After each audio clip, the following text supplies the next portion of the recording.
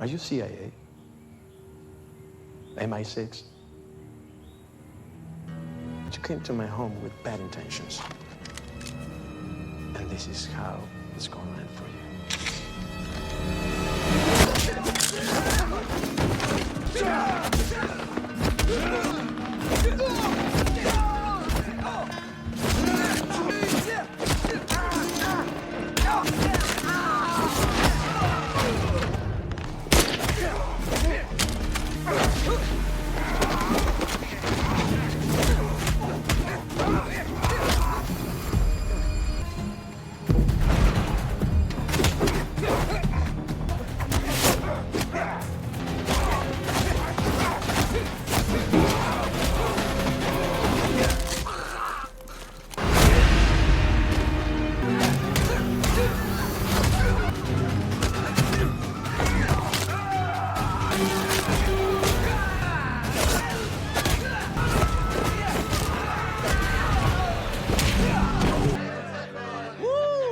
He's the best, I told you.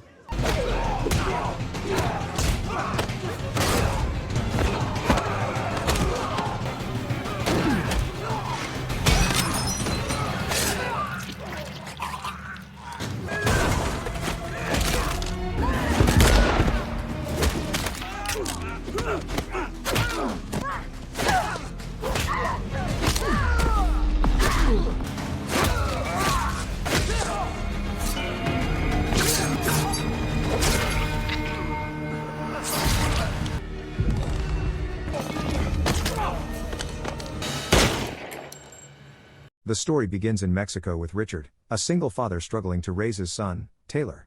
During breakfast, Richard gently reminds him about his homework, but Taylor barely responds. Since his mother's death, the boy has grown distant and rebellious, often directing his anger toward his father. Richard does his best to provide for him, working as a carpenter while doing programming on the side.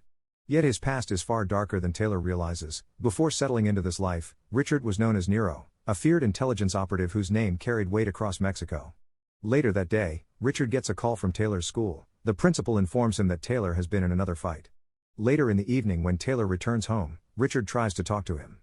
Taylor finally admits he lashed out because classmates mocked his mother and called him an orphan. The confession cuts deep, filling Richard with guilt. He promises to be a better father, but the fragile peace between them doesn't last for long.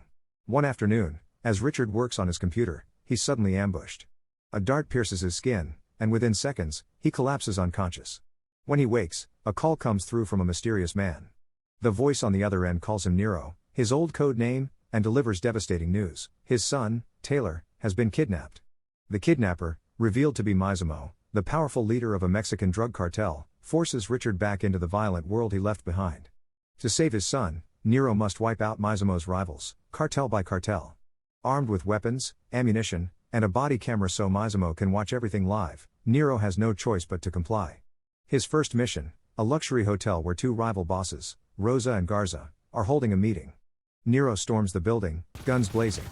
Rosa falls in the initial crossfire, but as the fight drags on, Nero runs out of ammo. Forced into brutal hand-to-hand combat.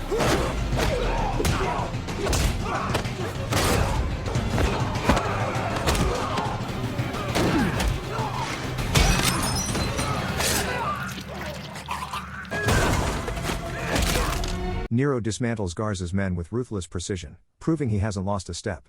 Finally, he corners Garza in the VIP lounge and executes him with a bullet to the head while Mzamo watches every second. Once the mission is complete, Nero escapes in a waiting car, vanishing before the police arrive. But Mzamo tells him that it isn't finished. He sends new coordinates, demanding Nero repeat the carnage at the next location. Watching the bloodshed like a spectator sport, Mzamo seems to relish the game he has set in motion.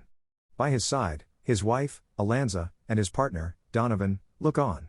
It's revealed Donovan was the one who told Mzamo about Nero and the mastermind behind using him as a weapon to eliminate their competition. The next mission takes Nero to a packed bar. His orders: kill everyone and take out cartel boss Eliezer Machado.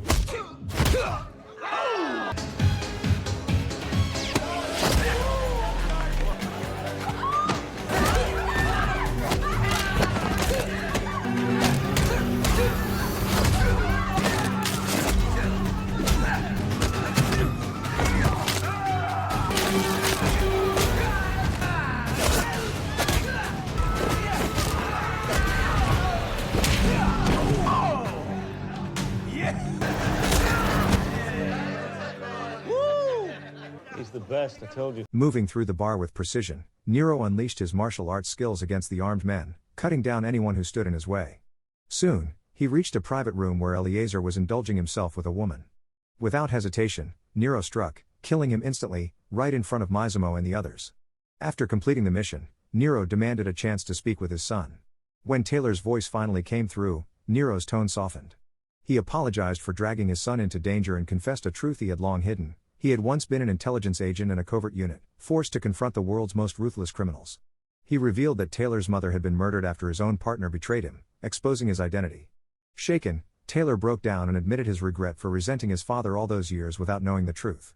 But before they could say more, the call was abruptly cut off. Meanwhile, Mzamo approached Taylor with a sandwich, trying to ease him into conversation. The next morning, after a long journey, Nero reached the second cartel headquarters, guided by the new coordinates. Elsewhere, Donovan returned to warn Mzamo to stay cautious and act quickly once Nero's mission was complete. He feared Nero would come for them afterward. Mzamo, however, reassured him that there was nothing to fear. He still held Nero's son as leverage. He assured them that Nero would never risk anything that might endanger Taylor's life. Meanwhile, Taylor struggled against the adhesive rope until, with the help of a sharp metal shard, he finally managed to cut himself free. Back at Mzamo's residence, the cartel boss and his men reveled in the twisted game they had forced Nero into. Mzamo even urged them to cheer, insisting it would keep the mission on track. Soon, the cartel war escalated. Griego, another powerful boss, discovered that his rivals were being eliminated and fortified his compound. Mzamo then sent Nero straight into the lion's den. The battle erupted immediately. Nero stormed the yard with rifles and grenades, mowing down cartel soldiers one by one. Just as victory seemed within reach, Griego ambushed him, shooting him down and cutting the camera feed. To Mzamo's crew, it looked as if Nero was dead. In reality, he had been captured alive.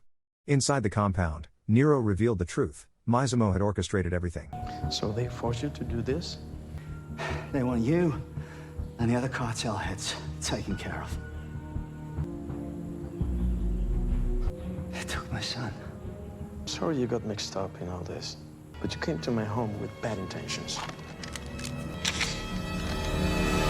Before Griego could execute him, Mzamo's men launched an assault, plunging the fortress into chaos.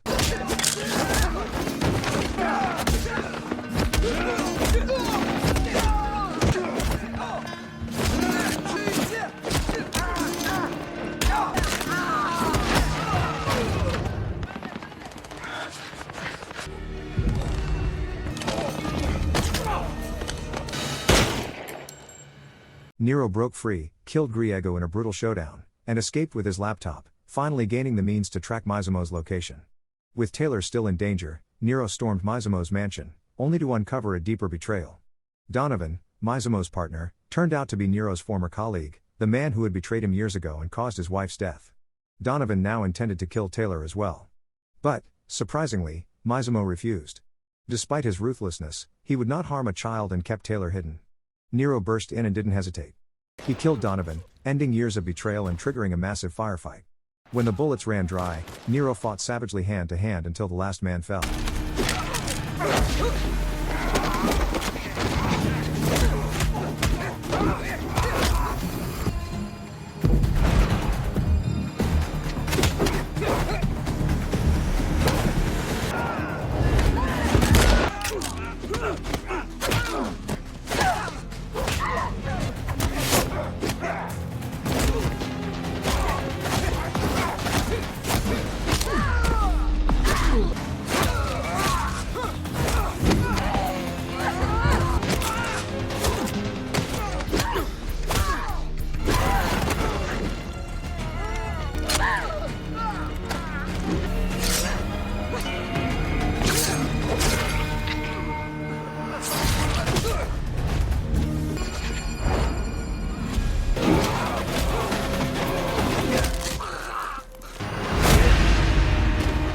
Moments later, Nero found Taylor alive, freed by Mzamo's wife. Gun in hand, he nearly executed Mzamo for all the chaos he had caused. But Mzamo argued that killing him would only continue the cycle of revenge. If he lived, he promised protection for Nero and his son.